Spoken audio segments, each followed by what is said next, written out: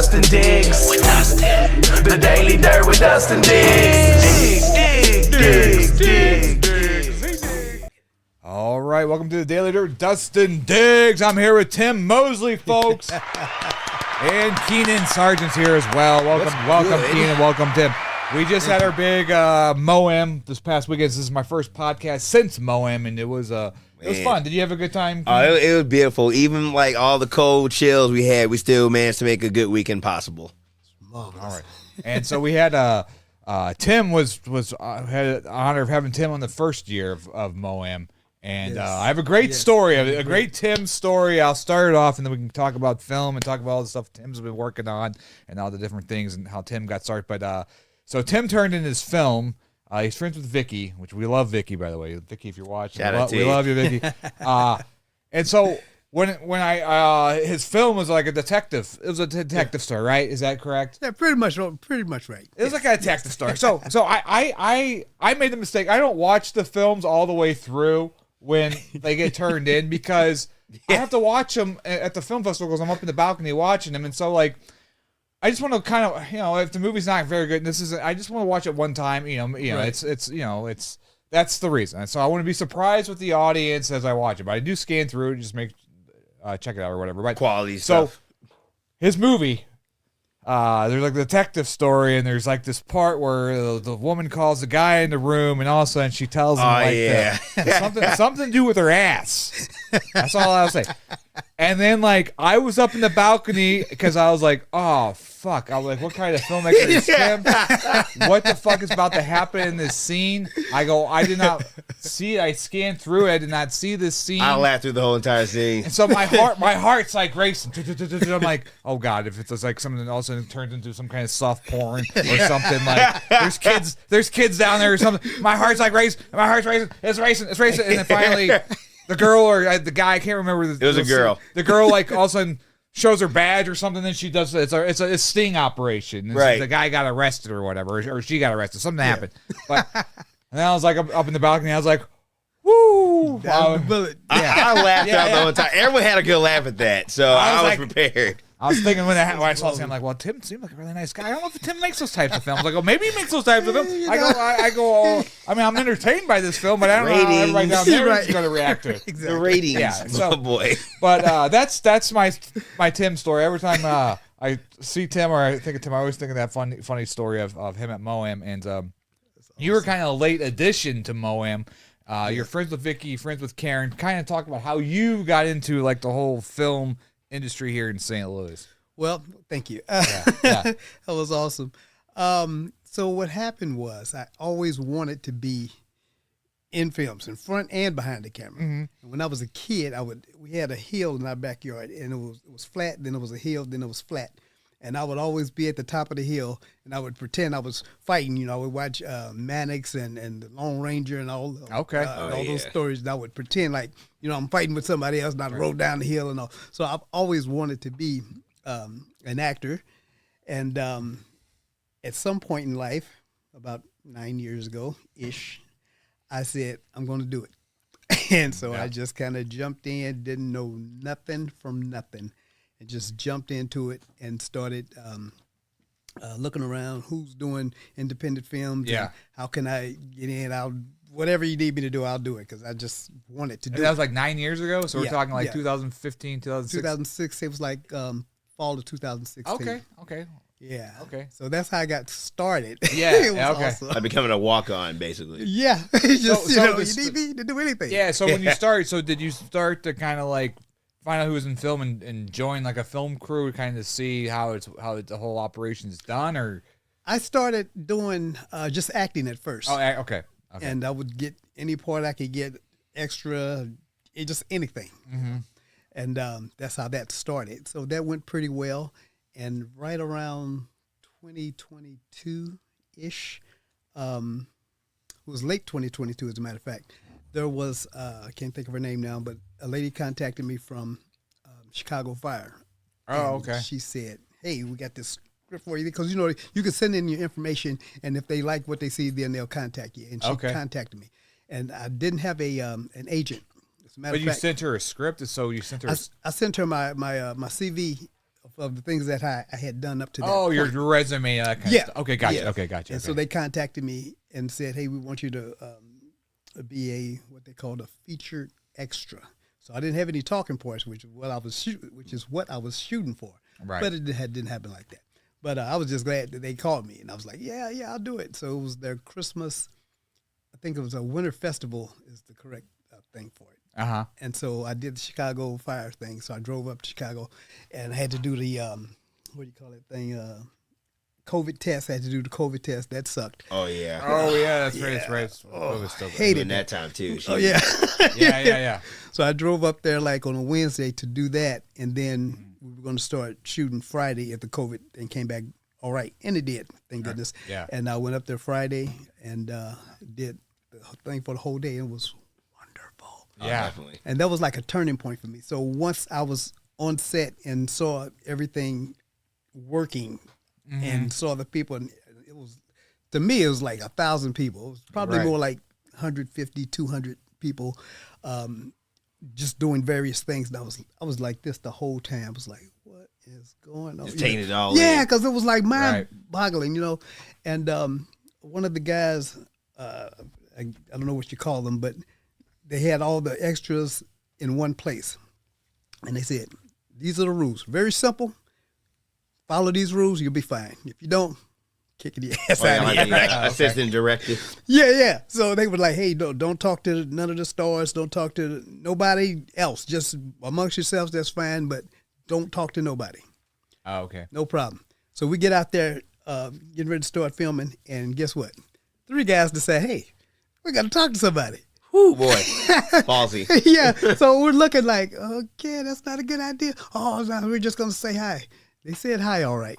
And as soon as they said hi, the guy was like, hey, you 3, come with me. Come on. Kicked him right off. No That shit. sucks, man. Really? Yeah, I was like, mom's the word. Really? Just because they talked to like one of the, I guess, the feature players, I guess? Yeah. I mean, I kind of get it, but I mean, you're saying hi. Like, Yeah, well, it cost them. Yeah. Literally. So I was mean, like, do you think those nothing. people are like method actors that they can't get their, have people say, hey, John, or whatever their acting real name is going to take them out of their character? Do you think that's what it is? Or I mean, I what? doubt I it. didn't really think so, but I could kind of understand why you shouldn't talk to them. I get it too, but it's not like they're kings and we're like, you know what I'm saying? Right, It's yeah. kind of like they treat you like fucking slaves sometimes on those sets. That's- like, like Yeah. you're beneath fucking like people are hierarchy than you. I just don't like that being Yeah, treated like that. yeah. Me personally, I just don't. I can understand. But I guess if I was getting paid, I wouldn't complain. Or whatever, I don't know. But yeah, that's weird. Yeah, it So was pretty cool. a featured extra. So what does that mean? You're in more than a couple scenes, or more than a So scene? my scene, what I thought was my scene, I was 1, 2, 3, maybe 3 times, and I thought I was going to get some FaceTime. It was a lot of FaceTime was what I was thinking. Yeah. So I was going through, and they'll give you your script and everything. I didn't have any words, but say this is what I want you to do.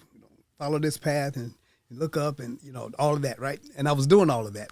And some of those best scenes that I thought I did were cut out, but you can't see me. So I was like, so I'm in like 3 scenes, but the ones that I was in longer, Yeah.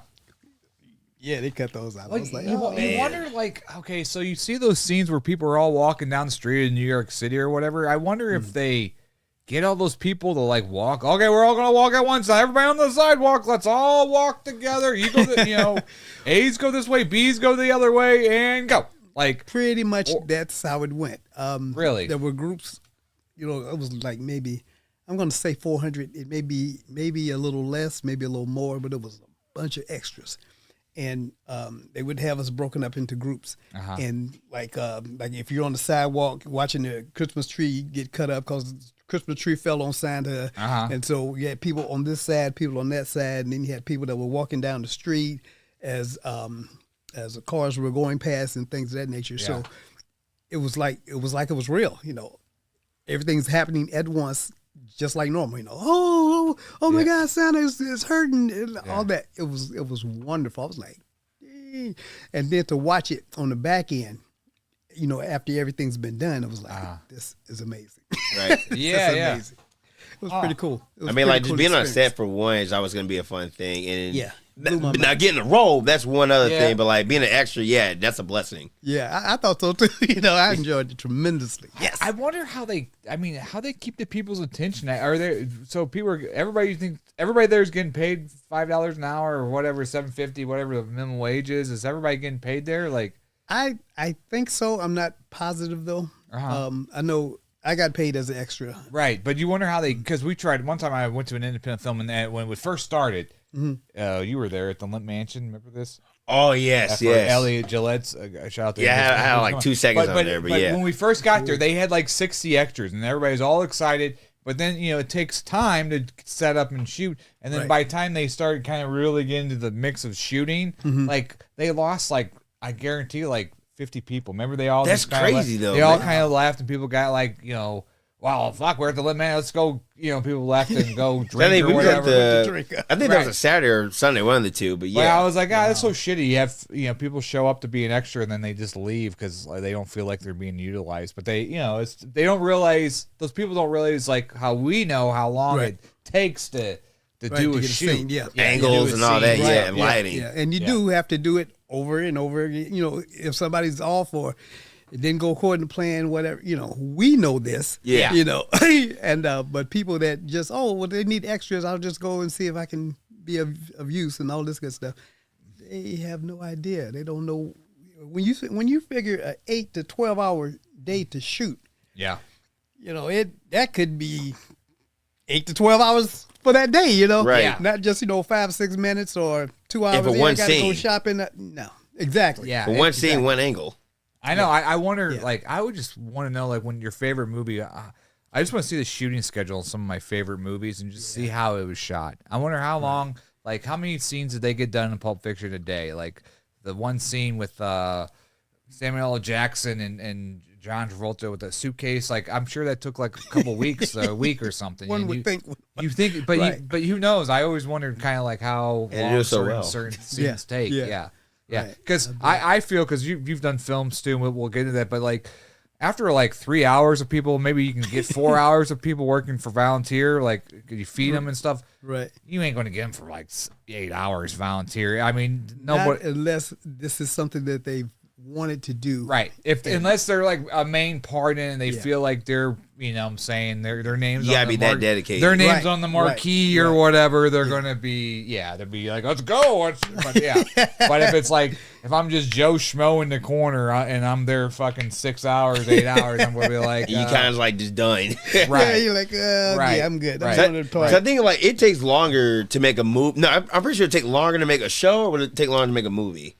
As far as the takes. I would think it takes longer to make a movie. I think. And I'd say that because you want it to be exact. Not that you don't want that same. Yeah, it shows they reutilize a lot of stuff, and they cut a lot of corners and stuff. You can tell if you watch Hawaii 5-0 or whatever, they're using that shit over and over again. And so a movie is all probably fresh sets and stuff like that, Yeah. but a show it's there's Yeah, that's what I was thinking. I just couldn't say it. yeah. So that got you into acting. You went to Chicago. You're extra now. How did you come to the conclusion, okay, I done my acting part, now let me try to make this movie on my own, make something on my own? Yeah, so when the light bulb went off in my little bitty pea brain about getting behind the camera, because that was real new for me. When I was a kid, I just wanted to act, be in front of the camera, yada, yada. But after coming from Chicago Fire, then I started writing my own things. And the movie you were talking about that I did my first showing at Moam, that was actually based on, I used to be a bounty hunter / fugitive recovery agent. Is it guy. on YouTube where we get pull Yeah, B-roll clips? yeah. There? Let me pull it up real quick on YouTube. And I know bounty hunters, they make good money, I think, depending how you go with your case. Yeah, long term, yeah.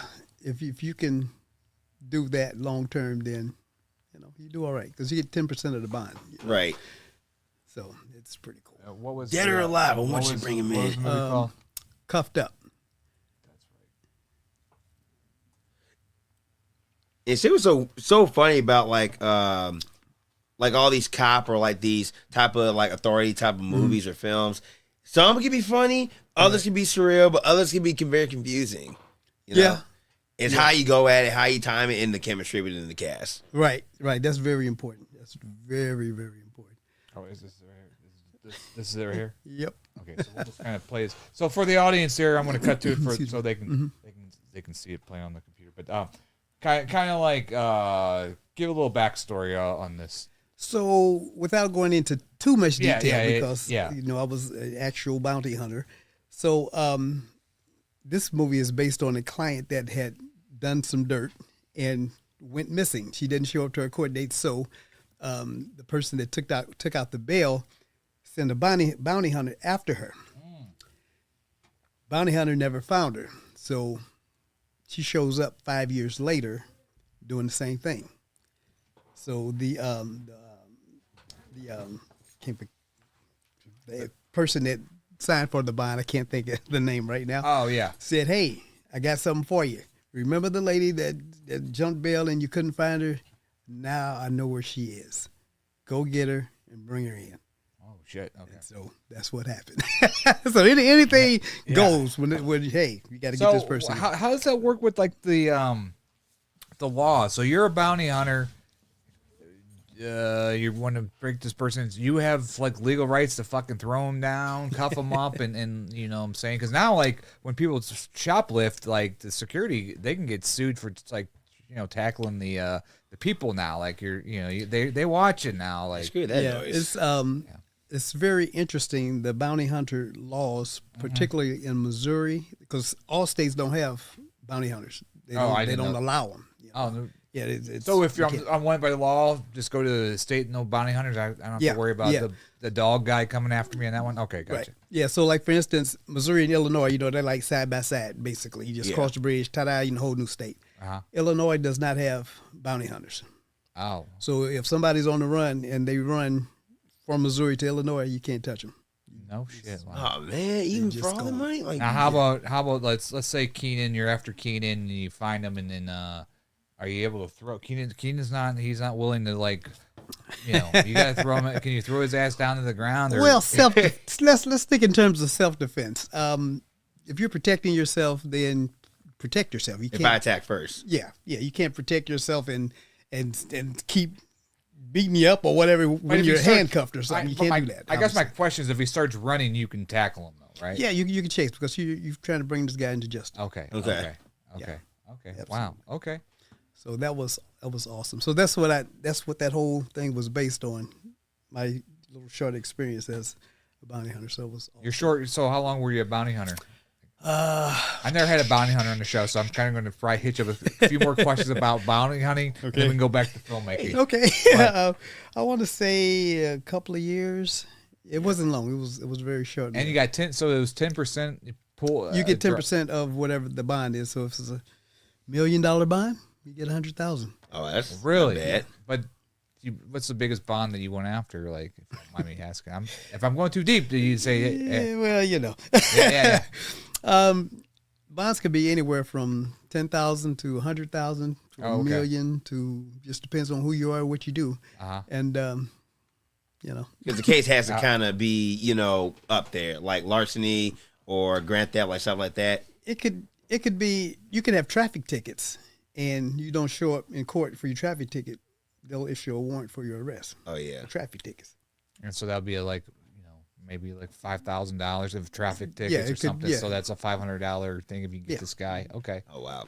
Okay. So that you get like a couple guys a week. Range. Get a couple of those guys a week. That's a pretty good. You do all right. Do all right. Yeah. Find those guys. Yeah. I think maybe I should apply for that. Find those guys. Yeah. I think I should apply to be a bounty hunter. I'm sure I'd be good at it. Maybe. So where do you find most of these criminals that like where do you find them at their girlfriend's house so where's the first place you look for one of these guys? Okay, oh my God, this guy came up. Okay, well he doesn't have a house anymore, but here I got his grandma's address here. Do I check here or all of the above? All the above. Okay, yeah. Okay, you gotta find relatives, girlfriends, job. You try to find them on social media. Yep. Oh yeah, absolutely. Okay. Absolutely. So you have to do some kind of catfishing. You're I wouldn't say catfishing, but you want to leave no rock unturned. So to speak, okay. Social media, of course, is always a great option. Going to talk to family members, people that know this person, or know of them, or their whereabouts, their habits. What they like to do. Yeah. And you just do your research. That'd be fun to do. I think that would be kind of fun to do, but I'm not a tough guy, and so like I don't know how I'm going to capture him. I'm going to be able to. You hire somebody, hire a hitman. I'll be able to find him, but yeah, I wouldn't be able to. Yeah, like we gotta get that guy. He's over here. I mean, it's a tough job though. I think like for most of the time, like you gotta protect yourself. You gotta make sure that you'll be okay. Because if he does attack first, normally you don't know what, so he's gotta think ahead. Oh yeah, absolutely. So you watched that the bounty hunter show? Do you think that's pretty accurate with that show? I mean, I've only seen it a couple times. I don't. It's I guess everybody does it differently as far as what they're comfortable with. Some people aren't comfortable with firearms. Some people are.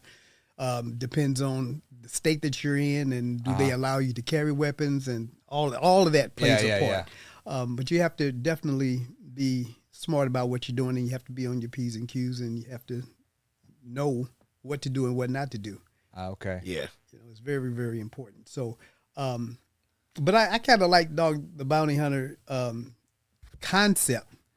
But me personally, I would definitely have to have a firearm because it's just crazy. I would. Well, I would hate to use it though. I got a choice. I know, but I don't want to be put in a situation that I have to make a choice. That's the thing. Oh my gosh, that's understandable. I forgot to Joe Hammerstone. Yes, everywhere. Yes, that guy's in every. It won't be a St. Louis film without Joe. I swear. It must be St. Louis. There's Joe. There's Joe. It must be a St. Louis film. There's Joe Hammerstone, folks. There's Joe Hammerstone. Okay, so wait. So let me ask this then. So like compare like the dog about her, like the show Cops. And that's been going on for seasons after season. So, like, how would you compare that to, like, that in this case? I think Cops is more, can I say more real? But I guess I can say realistic. More real. Yeah. As far as what happens and how it's handled, I think that's more accurate. Yeah. Yeah, absolutely. See, oh, my God. It's like, being a cop is like a dangerous thing. Yeah, I mean, I could probably say on top of that, but, like, a cop, like... Well, I think in any of those kind of fields is dangerous. Yeah, anything with the law enforcement. So, that's interesting. Yeah, that just gets my brain rolling for making some kind of funny. You a fight for justice though in a case. Some mockumentary kind of fun thing. Not do what Tim does, but make a comedy of it. Like just to be kind of funny. Sure, why not? You got to laugh, right? Yeah. I must say, I got a cop outfit, so we can make it work. All kinds of fun scenarios those bounty hunters can get into. So, was it all males, or did you actually have to pick up females too? Oh, they were females, yes. Oh, okay. Okay. Did they ever try to like, say something seductive to trying to get out of a situation? No, thank goodness. Okay, that's just my mind going crazy. No, you're fine. My mind's okay. Mixed crowds. So that's my mind. No, okay. So this film we're watching here, a little backstory. So this is kind of based on very loosely, yes. Very loosely, we should say, of a situation. Okay, so that was your first. Is that the only film you've made so far? Right? Because you've been working on some other stuff too. Yeah, I got quite a bit of stuff. So there's another one I did. That's called The Prosecutor, and that was not based on anything real.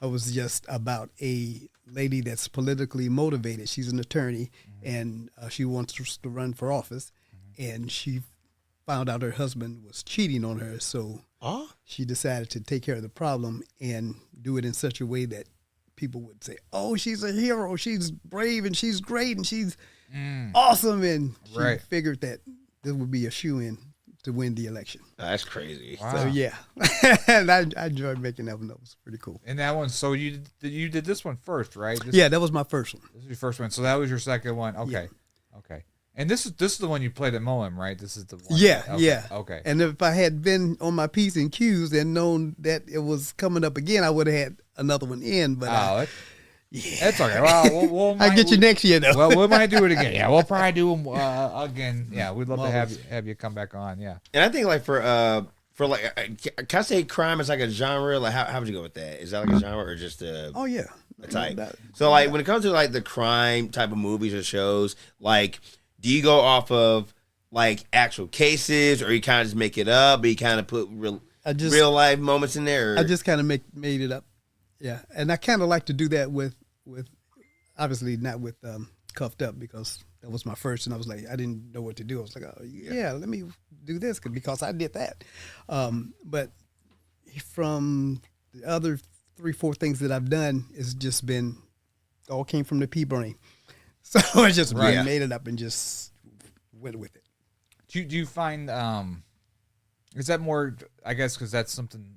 Do you like the writing process more than the acting process? Because you said you like to be an actor, but the thing is, like, I like acting too, but I don't want to be an actor like do commercials and stuff and try to. I mean, I will if I was getting paid a lot of money, but like to be like a no name. You know what I'm saying? Right. I want to act. Yeah. If I was going to act, I want to play a character, which is going to be a fun character to play, not some kind of like just background actor or whatever. Right. Like, you know. Yeah.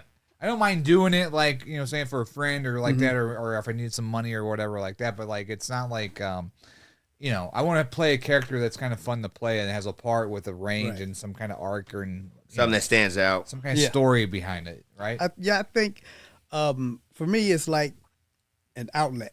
So if you're an actor, you get to do all kinds of stuff. You know, you get to portray all types of people and characters and their behavior and all. So it's like an outlet. So you can just, if I'm playing a crazy man, guess what? I don't have to be myself. I could be this crazy guy. Right. You know, so it's like, yeah, I can do this. If you have to be a serious person, you know, I can do that. What if you're not a serious person though? As you know, a human being, if you're not, that's not you. Right. You know, it's hard. Yeah. You know, but if you enjoy escaping yourself, for lack of a better word, then, you know, you're all in. Like that. Yeah. So doing like stuff like this is because I'm being myself here. And so I had like a nervous curve when I first started doing this because it was hard just to be myself with knowing the cameras around me. Now, before that, I would act and stuff and play like a Purvis and Mansion. But I was playing like a character. So like I never really, you know what I'm saying, I never had, the nerves weren't the same with like playing if you're deep into a character than as if you're trying to be yourself. You're more self-conscious, at least I am. If I had to be myself. Is that how you feel? I in the beginning, yes, but once I get into it, it's like I am that person. Yeah. There is I can't think of the actor's name. And being comfortable yet. too. Yeah, absolutely, because you have to be believable. Yeah. I can't think of the actor's name, but when he's on set, I read a documentary, or saw it actually. Yeah. And when he's on set, he is that character even when they take a break. At lunch, the whole night, he just stays in character. Oh, like I think Daniel Day-Lewis is kind of does that. Is that the guy you're saying? Yeah. He's whoever he's supposed to be for the duration thereof, you know? Yeah. So I heard that about like James Franco when he played that guy that was the disaster artist. Like he was still directing, but when he was directing, he kept the accent the whole time. He never stopped with the talking, even when he was off camera trying to direct. Because I guess he just didn't want to break the flow or whatever. Yeah. So I heard that about Daniel Day-Lewis. And it's not like you can't go talk to Abe Lincoln. He's just going to be Abe Lincoln. And you're talking to him. Yeah. So I don't know how that works when you're talking about, hey Abe, you see this new thing on my cell phone here? Again, dedication, bro. Is he all like? Is he all like? What is that? You know, or, you know how? Yeah. Like when Jim Carrey did the Andy Kaufman movie. What was it called again? Man on the Moon. And he stayed like that the whole entire time until the end.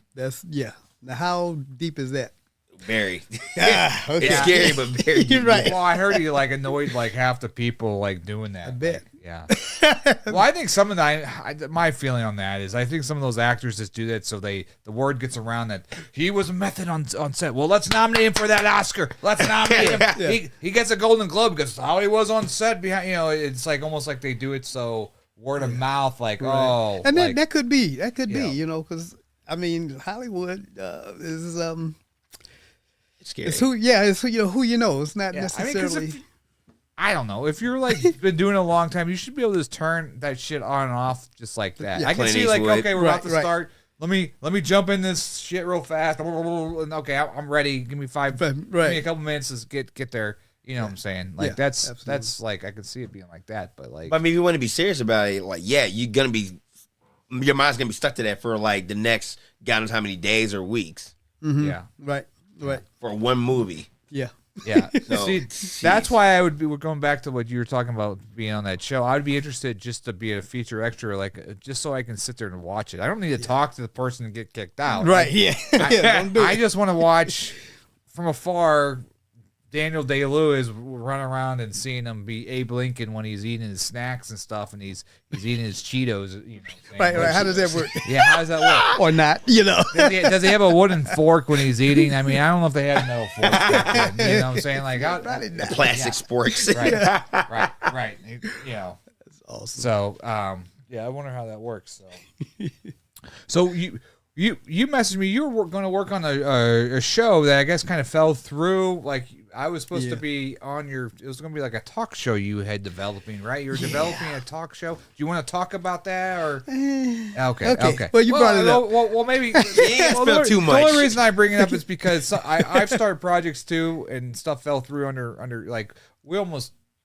Our venue changed, and so we almost had a problem with our last Moam or whatever. Right. So I don't want to get deep in that, but like I've been throwing curveballs too, or I've worked on projects that all of a sudden fell the fucking root, the bottom fell out from under you. I should say, yeah. Okay, so I'll touch on it. Yeah. So what happened was I had been planning this in my head for about a year-ish, and had my co-host picked out and everything. I didn't have a location yet. I was kind of shopping around for locations. Once I got the location, I was like, okay, it's a go. What else? Oh, so at the last possible moment, literally the day of, as a matter of fact, it was the day of, my co-host quit.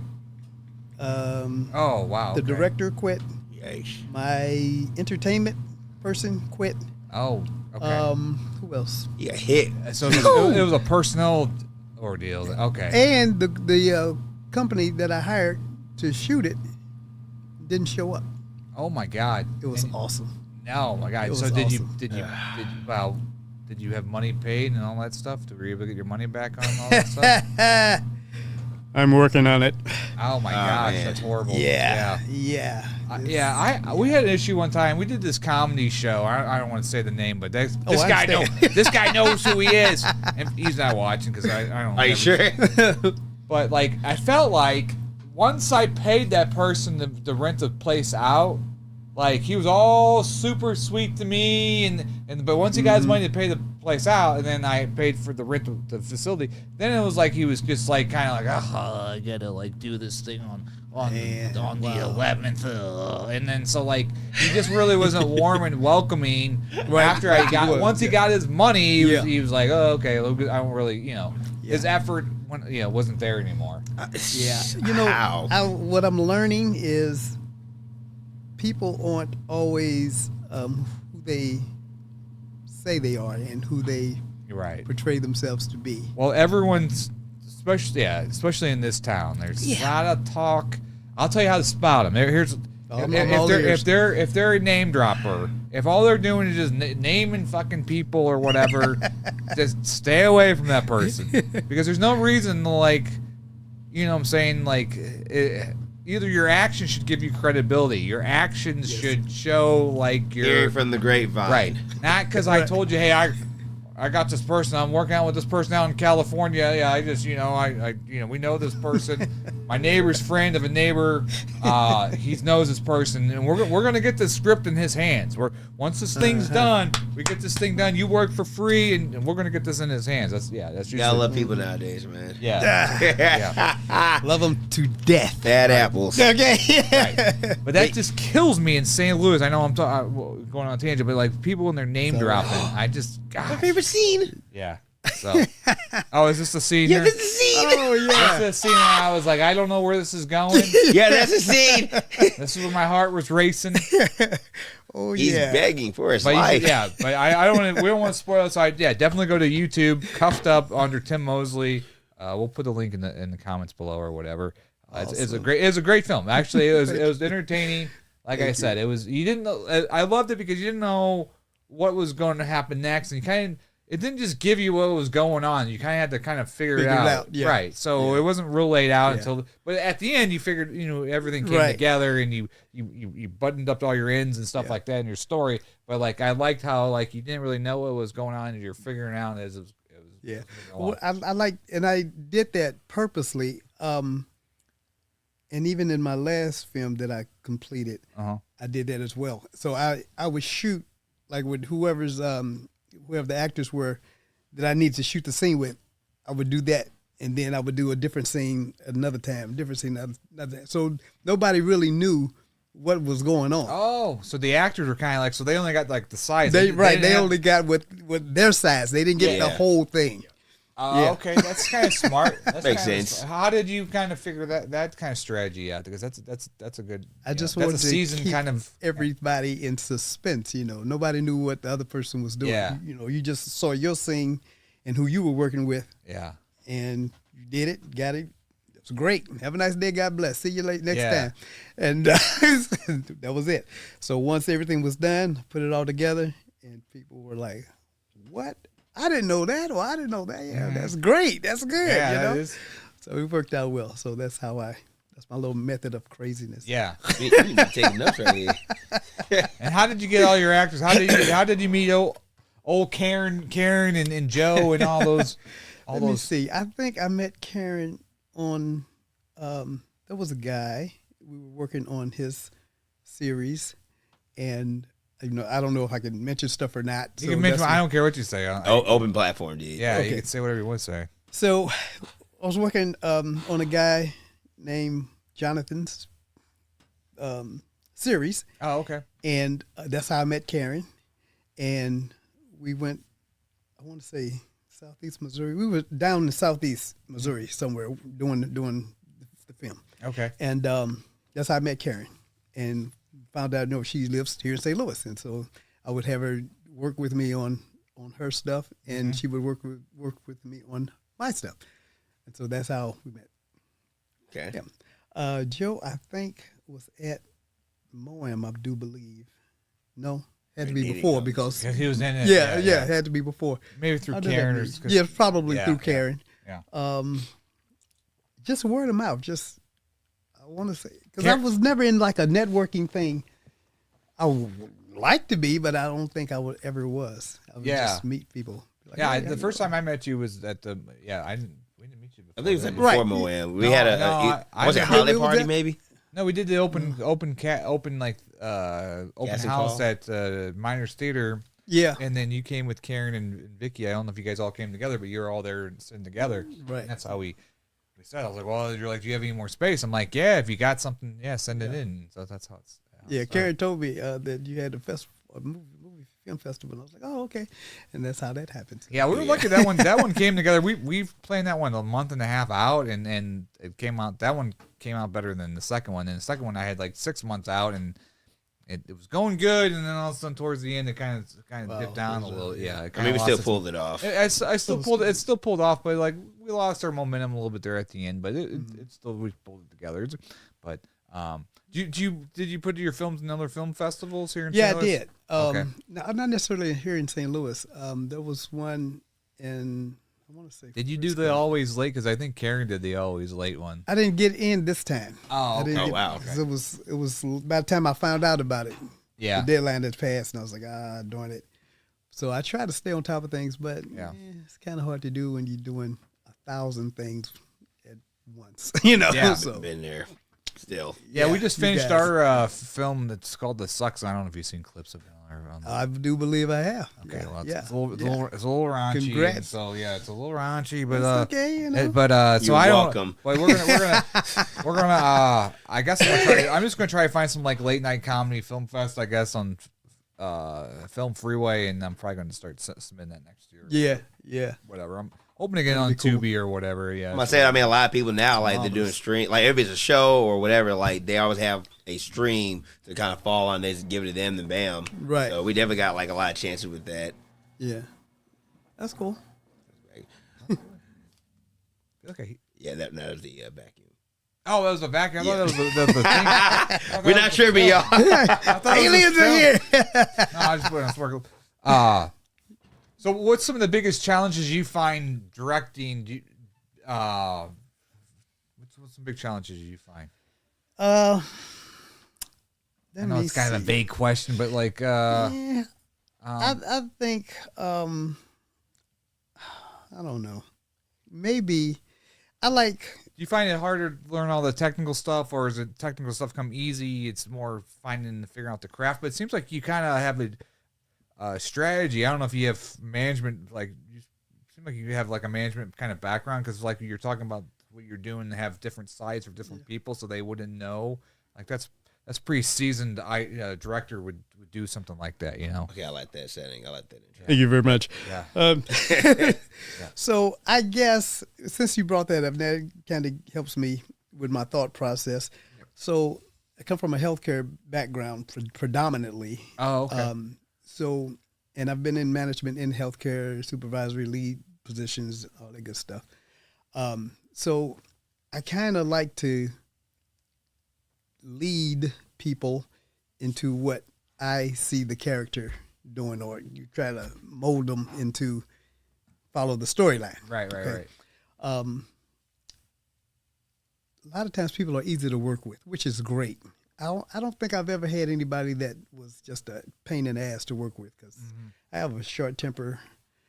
I'm a Capricorn. I'm a nice person. I smile a lot and everything, but when I'm done, I'm done. You know? And thank goodness I have not had that dealing in this industry. I have not. I know they're out there because I've seen them. Yeah, I've seen them too. But I have not had to deal with them, thank goodness.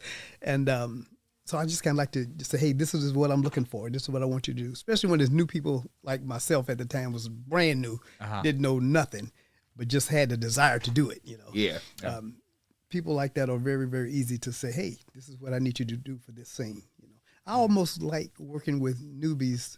I'm not going to say better, but okay, a little bit better, because as you go on and go on and go on, you kind of become a person that I wouldn't say it's hard to deal with, but there's some certain things you like to do, or you have a way of doing them. So I couldn't get a person right out of acting school to do something that let's say Samuel L. Jackson, you know, would do, you know, so. Big name. Yeah. It's like, no. I find it. Let me see. I find it more difficult to. It's not like that. I find people difficult to work with. It's just sometimes these two people that's on set, they can't work together nicely. The chemistry. And so then I got to deal with that. That's important. Then you got to deal with that shit. And Right. that's like, Right. that's the stuff I hate. It's just like, okay, these two can't mix. And like, okay, that guy doesn't mix with this person. She can't mix with this girl because of something that happened. You know, these two Right, don't work together or whatever. You start figuring all this shit out. It's like, God, I just want to make a fucking film. Yeah. You know what I'm We saying? had a lot of those in the past. Yeah. Man. But I don't think I've ever had like a big issue with like, I think about like somebody. I mean, some people being laugh. I mean, difficult. Well, they leave because they got their own schedules and their own things they're doing or whatever, which is perfectly understandable. But like nobody was real difficult on. They wouldn't do something that we asked them to. no, I mean, we never like it. Never got down to like, okay, we had to call a cop and be like, hey, we get him out here. No, it was. No, I don't even have to. Kick It was them right off the whatever. set, yeah. Yeah. Which is great. We had good times though. Yeah. I mean, one time, Billy, I'm not saying his last name, but Billy was fucking hammered at one time. Remember that one time he was hammered? Was that? Was that That was rehearsal? that was at rehearsal. Yeah. And I think I remember that, but yeah. I was okay with it because he was sobering up, but then like people were coming to me complaining about it, and then I had to go fucking take him outside and give him the talk or whatever. But Yeah. that was We all at the party.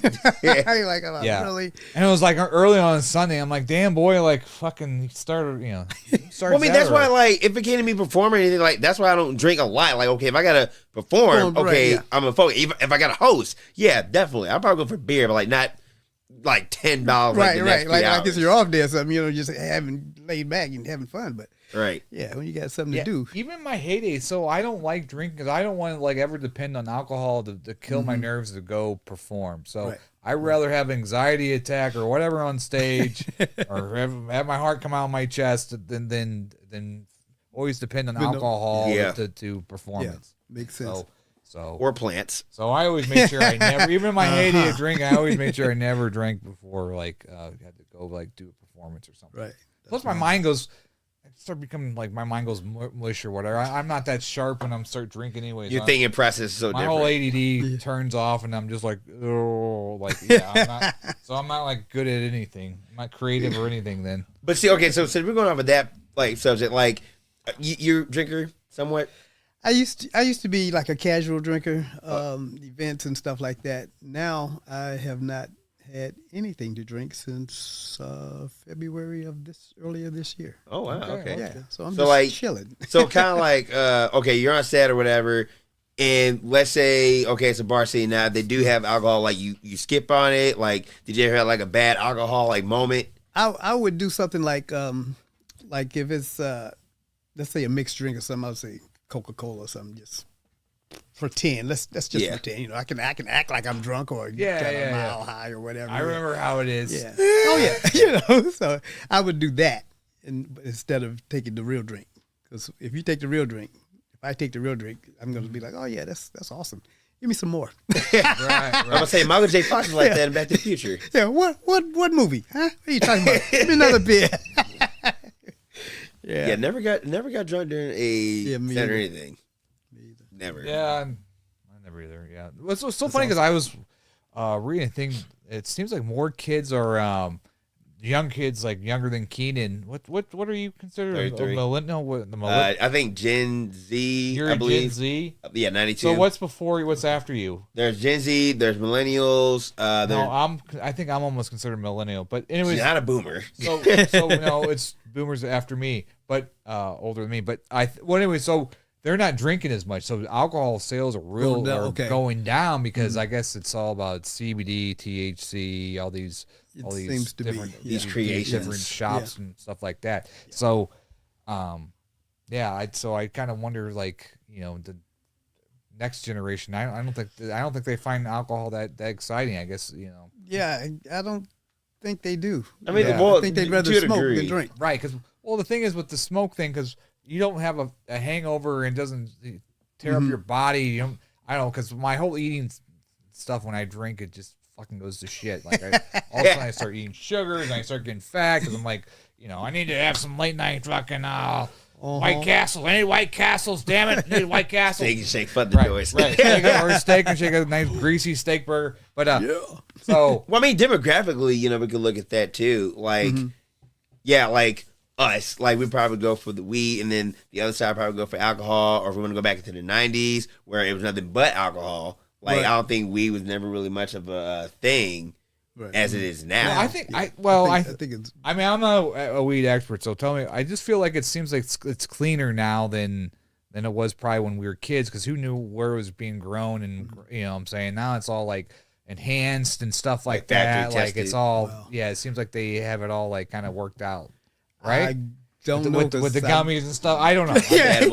I'm just talking from it's okay. I just think like in certain cases, there's a lot of people now that we have like smoke shops and all that. They have other places that actually test the weed, and they test like the CBD ratios and everything else in between. So that's why they make a lot more money, because a lot of people, certain states it's illegal, but if you have your license, you're good. So that's why all these stores, they know how to kind of contribute that. Well, I don't even, we can get off the weed subject, but I don't even know which states are still like it's illegal in, because who doesn't like money?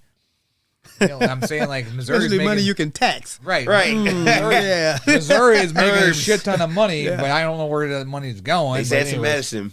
But you wonder, like, right, that's why they did the what's the thing? The gambling the thing. Gambling online. Yeah. Price I kind of made a mistake. I should have got into that because you could have got like a $300 bonus. So if you sign up, you get free. I don't know how if it's free, but you get free $300 or something. Right. Like that. I would just $5 bet. You get right. I should have just put in $10 and then got my $300. Did one big bet on some team that you know is going to win. Like whatever team's playing the Chiefs, you know, is going to win. And so bet on that team and then just take win that $300. That could be scary. Yeah. Man. You're drawing it to the rabbit hole. Come here. But but then I'm addicted also. I'm like, I won. I'll just go ahead and have a little. See, I don't try to gamble this. I mean, I do scratch out, but anything else, it all depends. Yeah, I just I have enough vices and gambling just doesn't fit with all my vices. So. Yeah, there you go. That's all right. Yeah. So that kind of fell through, and so the going back to what we're talking about. So those people. So just that was like a television show or like a talk show you're working on. I'm an old guy, right? So in my mind, I had envisioned a regular talk show kind of thing with a live audience and stuff like that. Okay, right? yeah. And that's what. Yeah, that didn't happen. So at some point, I don't know if that's going to ever happen. Hopefully, yes. Yeah. Or maybe I can just do something like that, but not necessarily that. Smaller scale. Yeah, on a smaller scale. Smaller Absolutely. scale, yeah. I'm kind of old school too. I built the set behind you. I'll show you after we're done, but the set behind you. And I was always wanted to do kind of a late night kind of talk show too, because I grew up on Carson and the late night wars and stuff with Letterman and Leno, and so we used to always watch Letterman when we were kids or whatever, and that's kind of like how I got kind of like interested with the whole entertainment thing. But I don't know if I would want to do the same kind of format as a talk show. I just kind of want to make it kind of a late night show where it would be kind of like with different types of guests and different So you start small and you go bigger. Once you pick up the numbers. I think, as a matter of fact, someone told me that if I only got the idea because somebody else told me, "Oh, you make a great talk show host," and for some reason it stuck in my head.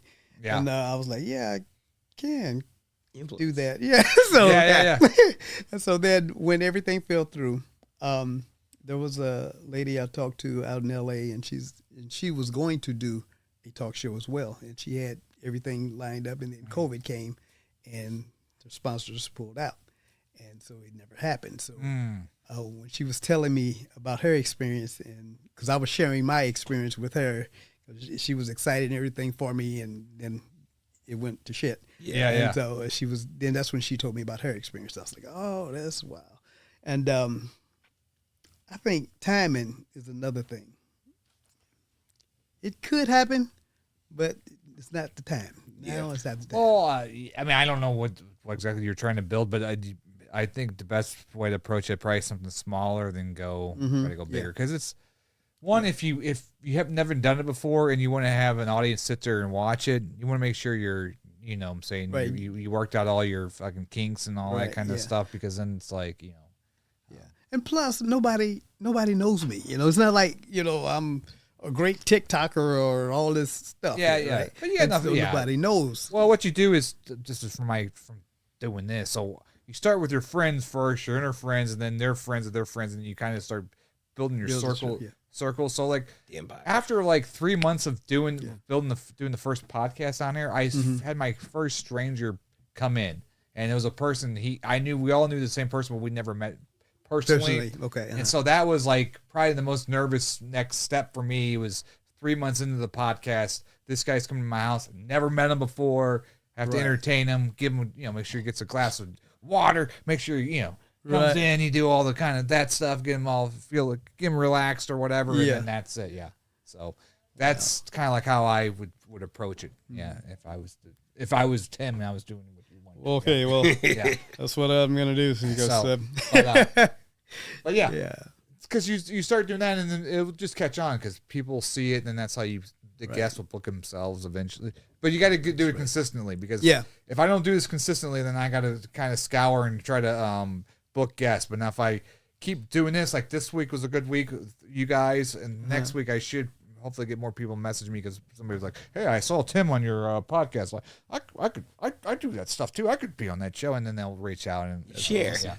Right. Because there's room for everybody, to be successful in it. So. Oh well, yeah. Well, that's what's so funny about St. Louis, and we always go on this thing.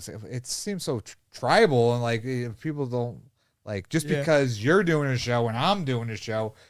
It doesn't mean, the same people are not going to watch the Tim show that they're going to watch the Matt show or the same vice versa. It's exactly. like, people like WWE and WCW back in the day. You only watch one program or you can watch both, but it's going to be kind of hard. Yeah, but those people back in the day end up watching both. They would either tape one or the other. The only time they went head to head on that Monday night or whatever, that was the toughest time with the wrestling, but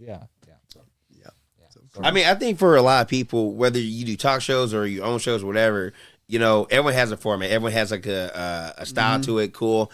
And I give praise to all of them. But like, you think big and you start like that and you just do it right away, is going to crumble. So you start small, you gather, like you said, gather your friends, gather whoever, and then just work your way through. And then bam, bang, bang, y'all make more ideas. Y'all add more after that. Yeah. And then that's how we got to where we are now. Right. So I'm proud for all that can just create with people and people create amongst themselves. Yep. That's right. That's right. It's good stuff. Yeah. So, if any other films coming down? Yeah. So I'm kind of branching out as far as just doing my own thing to doing other people's things. So that's kind of what I started doing this year. Especially, I had dedicated like this year to my talk show, but of course that didn't happen. So I was like, so what am I going to do now? I wasted a whole year and I didn't do anything. Yeah. Well, that's not necessarily true because I finally got there was another series that I did that I'm starting. Actually, I've been started getting that done as far as the editing process. So that's almost complete. So that'll be coming out next year, finally, because I had come to a standstill on that, just dealing with life. So anyway, so that's coming out. I am, as far as other people's projects, there's two other things I'm doing. One is called City Lights. It is a cop series, a drama, and can't call any names, but I'm working with a couple of people on the project. I'm one of the executive producers. Okay. And I will also have a acting role in it. Not sure what that is at the moment because it has not been determined by the creator of the show. Right. I'm very excited about that. We're working with some people that are A and B listers. So that's big. That's like the biggest thing for me. So I'm really excited about that. And if everything goes according to plan, we're going to start shooting next year, early next year. Okay. So that's going on. There's another thing that's going on that I'm involved in. There's an author that reached out to me and through LinkedIn, and she showed me her story, her pitch deck, and I was like, I'm liking this. I'm really, really liking this. She also has a book based on the movie that she wants to do. Oh, okay. So I was like, okay, let's do this. And that's going to be, City Lights is going to be shot in New York. Wow. And this other, this is going to be a drama biopic film. This is going to be shot in Australia and the Philippines. So cool. Oh, wow. That's going to be interesting. Yeah. Fun. Yeah. And so these people aren't from St. Louis at all? That's you're working with? Okay. Well, that's the way that, new crowd.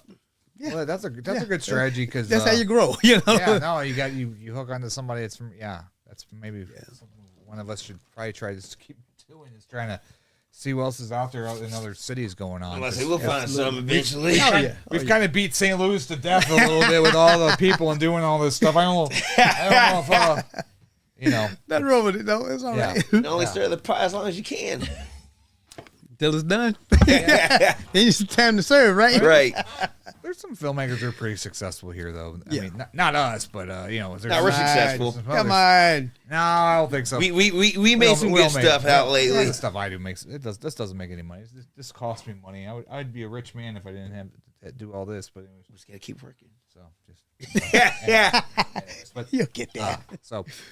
If people want to find you, if they're interested in some of the stuff you're working on, just reach out on LinkedIn or on Facebook's okay. Facebook's okay. LinkedIn is a more professional platform, and it's awesome as well. So you'll get the other side of me, Okay. The business side of me on LinkedIn, and just the regular guy on Facebook. Right on.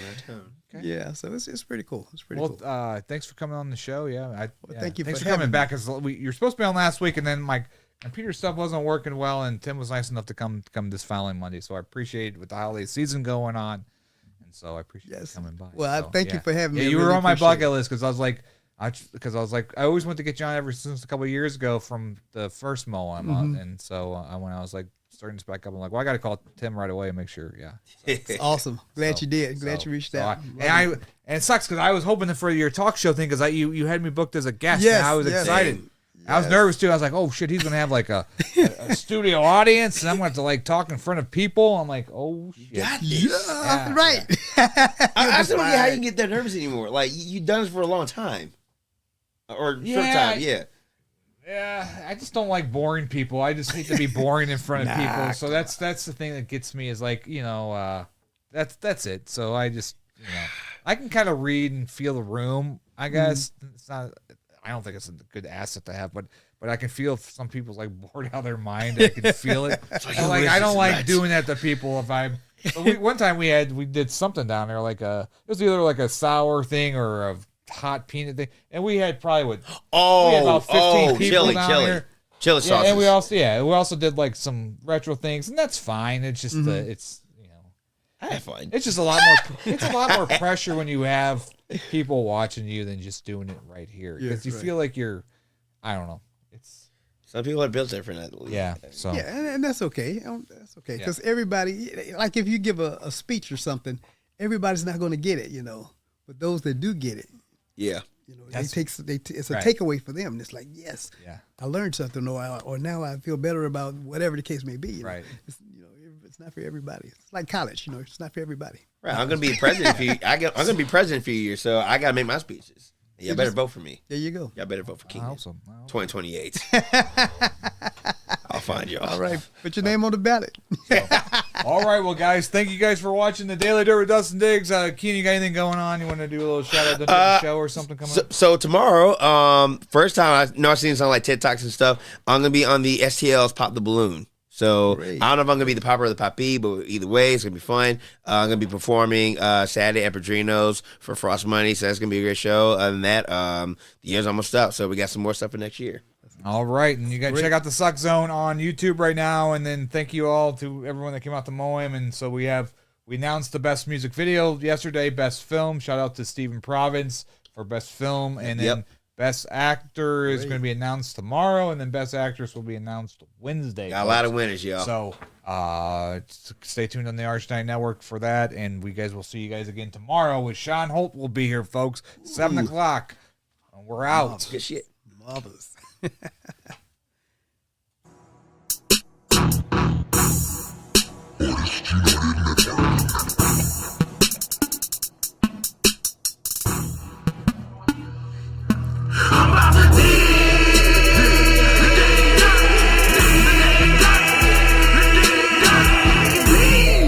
Daily Dirt with Dustin Diggs. The Daily Dirt with Dustin Diggs.